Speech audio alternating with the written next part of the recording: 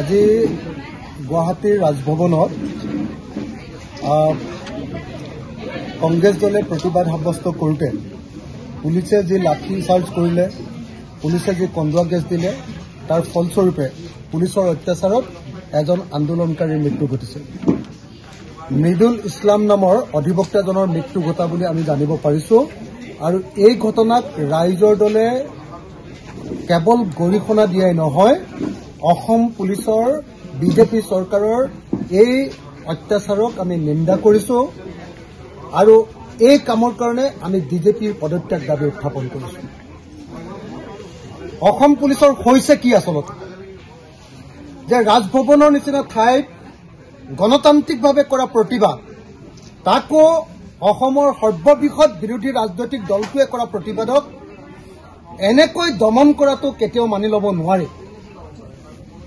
ৰাজভৱনত কৰা প্ৰতিবাদত যদি বিৰোধী দল, ৰাজনৈতিক দল এটাৰ ওপৰতে, ৰাজনৈতিক দলৰ কৰ্মীৰ ওপৰতে যদি এনেকৈ আক্ৰমণ কৰিবলৈ হয়, তেতিয়াহ'লে তাৰ অৰ্থটো হ'ল চৰকাৰ এই মুহূৰ্তত নিজেই নিৰাপত্তাহীনতাত ভুগিছে।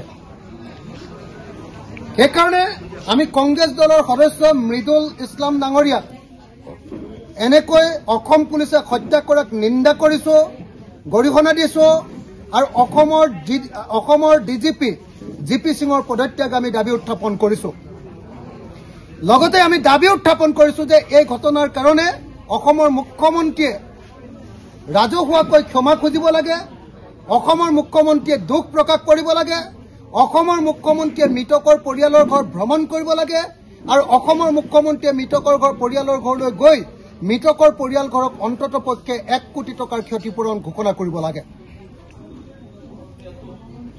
অসম পুলিচৰ এই নিৰ্যাতন নজিৰবিহীন।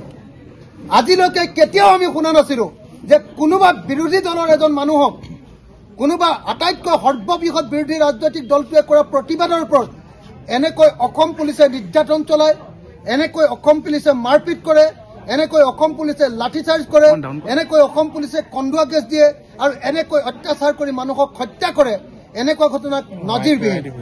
আমি এই ঘটনাক মই আকৌ কৈছো, কেৱল নিন্দা কৰাই নহয়, ইয়াক এটা অত্যন্ত গৰিহণাযোগ্য কাম হিচাপে আমি ঘোষণা কৰিছো আৰু ডিজিপিৰ পদত্যাগ দাবী কৰিছো।